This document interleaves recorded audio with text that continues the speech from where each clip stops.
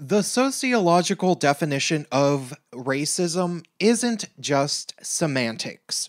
Hey, it's Prince of Queens, and I need to make a quick video where I am not going to cite many specific points of reference because I can trust that you can go ahead and find them for yourself very easily in the current year.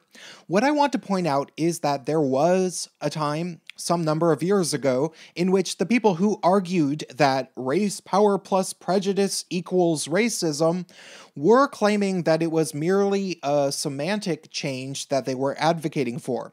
They just wanted people not to call racially motivated bigotry from racial minorities racism. I remember first hearing about this idea in the 90s, when people were trying to say that racial minorities couldn't be racist because they did not hold institutional power and that we should call it racial prejudice or bigotry instead of racism when racial minorities did something that most people would consider racist. These people pretended to be well-meaning at the time, and though that was about 20 years ago, as I recall, I like to think that they also said that racial minorities shouldn't be bigoted. I like to think that they would have said that Korean store owners in black neighborhoods should avoid hating black people and vice versa, even though neither of them are white. However, in the current year, with the rhetoric being what it is, can anybody really claim that people are discouraging racial prejudices? Can anybody really claim, without flinching, even to themselves, that these people aren't encouraging hatred, usually towards white people, but also towards basically anybody they feel like, based on the color of their skin when they feel like it?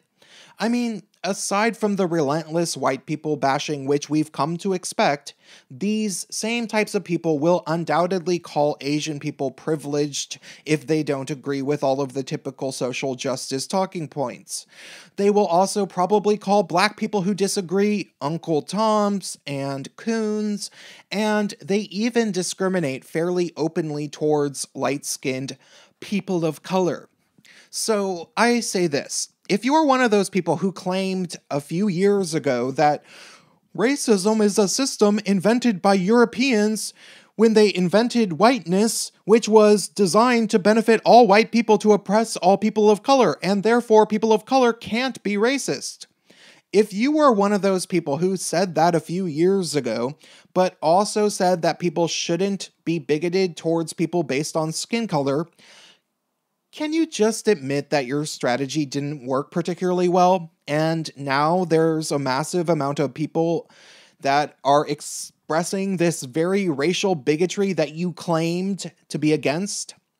If your intentions were noble, and I know many of you did have noble intentions, they still ultimately just didn't work, and now we live in a culture where racial resentment is extremely high.